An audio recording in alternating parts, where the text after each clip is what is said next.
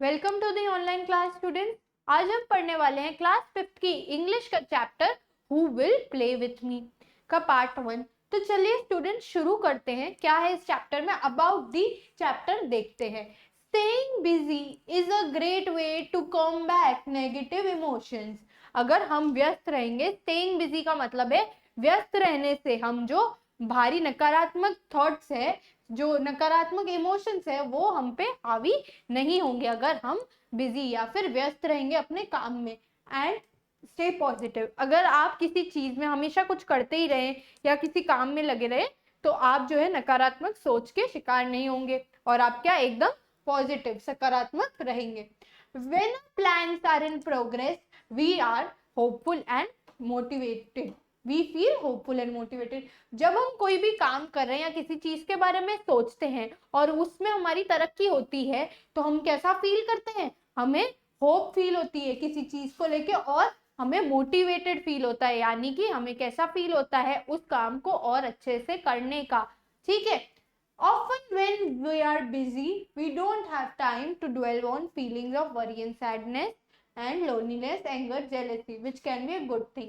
यहाँ बता रहे हैं ज्यादातर often when we are busy, जब हम व्यस्त रहते हैं, हमारे पास किस चीज का समय नहीं होता, किस चीज को फील करने का समय नहीं होता, चिंता करने का, दुख का, अकेलेपन, एंगर यानी कि गुस्से का, और जेलसी यानी जलन, इन सब चीजों के बारे में सोचने का समय नहीं होता, जो कि एक बहुत ही अच्छी बात है। तो क्या पढ़ने वाले हम इस चैप्टर में, staying busy is a great way to combat negative emotions and stay positive. यानी कि अगर आप व्यस्त रहेंगे तो आप जो ओके तो हम क्या पढ़ रहे हैं, हम कैसा फील करते हैं, होपफुल एंड मोटिवेटेड। फिर हम यहाँ देख रहे हैं जब हम व्यस्त रहते हैं तो हमारे पास जो है बुरी फीलिंग्स है, उनके लिए टाइम नहीं होता, उनके लिए समय नहीं होता, जो कि एक बहुत ही अच्छी बात है। तो चलिए स्टूडेंट्स हम ये चैप्टर शुरू करते हैं। क्या है हमारे पास इस चैप्टर में, who will play with me, हमारे साथ कौन खेलेगा। तो ये किसकी स्टोरी है, रोहित की स्टोरी है। This is Rohit. He does not like his studies. अब उसे पढ़ना इतना ज्यादा पसंद नहीं है। All his friends go to school daily, but he doesn't go there. अब ये बता रहे हैं कि जो रोहित है उसे पढ़ना बिल्कुल पसंद नहीं है।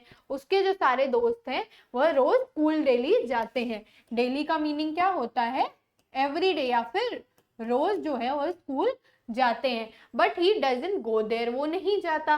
ही वॉन्डर्स हियर एंड देयर, इधर उधर घूमने को हम बोलते हैं वॉन्डर।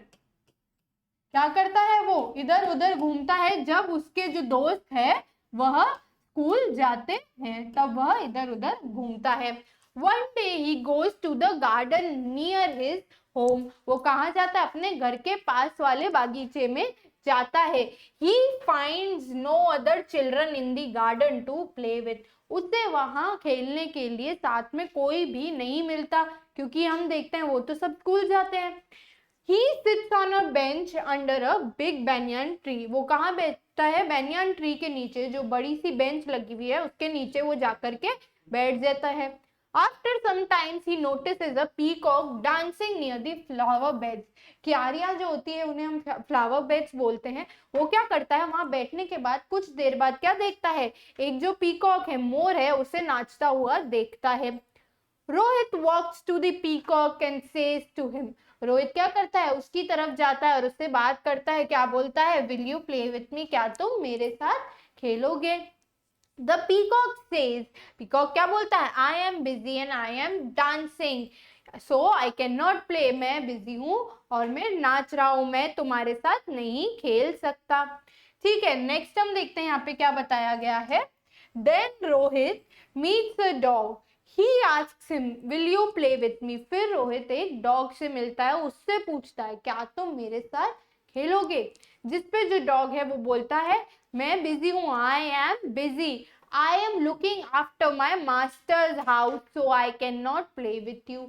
मैं अपने मालिक के घर की देखभाल कर रहा हूँ, इसलिए मैं तुम्हारे साथ नहीं खेल सकता।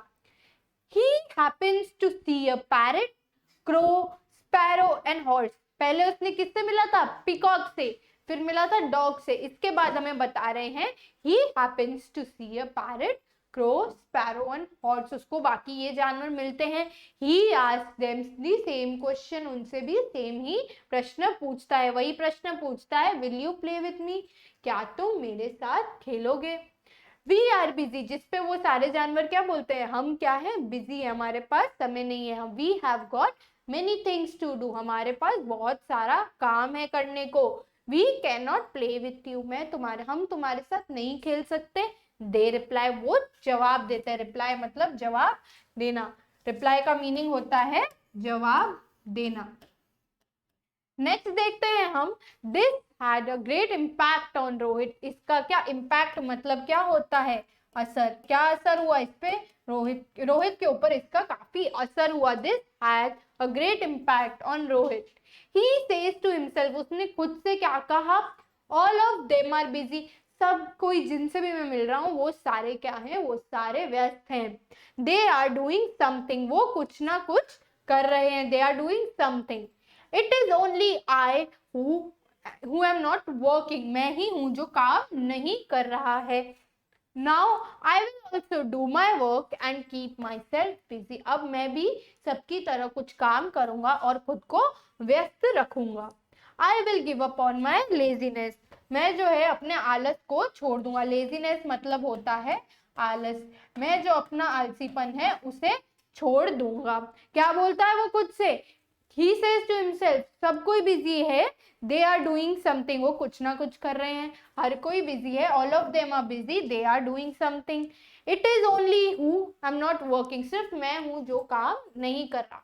Now I will also do my work. मैं भी अपना काम करूँगा और अपने आप को क्या करूँगा, बिजी रखूंगा. And keep myself busy. I will give up on my laziness. मैं अपना जो आलस है उसको त्याग जो है कर दूंगा. इसके आगे हम देखते हैं. He returns home and decides to go to school. Return मतलब वो घर वापस आता है और क्या सोचता है कि मैं जो है अब रोज स्कूल जाऊंगा. He starts studying attentively. Attentively का मतलब होता क्या है स्टूडेंट्स, attentively का मतलब होता है ध्यान लगाकर. कैसे, ध्यान लगाकर जो है वो पढ़ता है. फिर नेक्स्ट देखते हैं हम. And completes his homework also. हम देख रहे थे कि उसे पढ़ना नहीं पसंद. स्टोरी के स्टार्ट में हमने देखा था he doesn't likes to study, पर यहाँ पे बता रहे हैं अब उसने ये चीज सोचने के बाद अच्छे से ध्यान पूर्वक पढ़ाई करना शुरू किया और अपना जो है गृह कार्य भी समय पर करता है. He learns his lessons regularly. अब वो जो है रोज पढ़ाई करता है. रेगुलरली मीन्स एवरीडे, रोज. In the evening he goes to the playground. शाम में जाता है वो प्लेग्राउंड में. पहले हम देख रहे थे जब उसके सारे दोस्त जाते थे स्कूल तब वो सुबह प्लेग्राउंड जाता था, पर अब वो पढ़ने के और गृह कार्य करने के बाद शाम में मैदान में जाता है और अपने दोस्तों को वहां मिल पाता है. ठीक है, और उनके साथ खेलता है. And finds his friends there. He plays with them for about an hour. 1 घंटे के हिसाब से वो खेलता है उनके साथ. आफ्टर रिटर्निंग होम, और फिर जब वो वहां से शाम को घर आता है, he takes his dinner and revises what he studied at school. वो खाना खा के क्या करता है, जो भी उसने स्कूल में विद्यालय में पढ़ा था उसको वापस अध्ययन करता है. With this change in his behaviour, उसका जो बर्ताव है उसमें जो ये चेंज बदलाव आया है, he is now liked by everyone. उसे हर कोई पसंद करता है. His teachers praise him for his punctuality and his parents feel proud of him. उसकी जो टीचर्स है वो किसके लिए उन्हें शाबाशी देती है. प्रेज मतलब शाबाशी देना. किसके लिए, कि वो जो पंक्चुअल है, वो समय पर जो काम करता है उसके लिए. और उसके पेरेंट्स को क्या उस पे गर्व होता है. His parents feel proud of him. तो स्टूडेंट्स हम क्या देख रहे थे, किसकी स्टोरी देख रहे थे, हम रोहित की जो है वो स्टोरी देख रहे थे. इसमें हम देख रहे थे कि उसे पढ़ना बिल्कुल पसंद नहीं है और वो क्या करता है, वो स्कूल नहीं जाता जबकि उसके सारे दोस्त जाते हैं. तो हमने देखा था यहाँ पर पे नेक्स्ट देखा था वो सुबह जब उसके दोस्त स्कूल जाते हैं तब वो प्लेग्राउंड में जाके बेंच पे बैठ जाता है. वहां पे उसको बहुत अलग अलग टाइप के जानवर दिखते हैं. मोर, डॉग, स्पैरो, ऐसे करके बहुत सारे जानवर दिखते हैं. और वो बोर हो रहा होता है तो वो उनसे पूछता है क्या मैं तुम्हारे साथ खेल सकता हूँ. सभी उसे ये जवाब देते हैं कि नहीं, हम सब बहुत ही ज्यादा व्यस्त है, हमारे पास बहुत सारे काम है. ये सब सुन के वो निश्चय क्या करता है कि अब मैं भी जो है अपना आलस त्याग कर दूंगा, आलस का त्याग करूंगा और जो है अपने सारे काम समय पे करूंगा.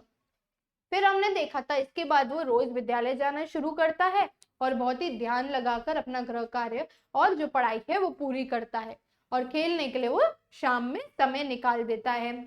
और फिर जो शाम में अपने दोस्तों से भी मिल पाता है, ऐसे करके हमने पहले देखा था वो इसलिए नहीं मिल पा रहा था क्योंकि उसके दोस्त विद्यालय जाते थे।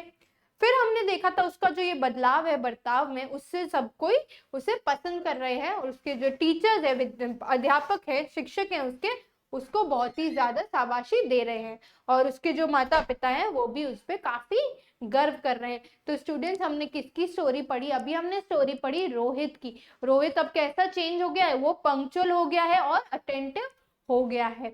ओके स्टूडेंट्स, तो अब हम इसके नेक्स्ट देखेंगे नेक्स्ट पार्ट में। आज के लिए इतना ही। Thank you and have a nice day.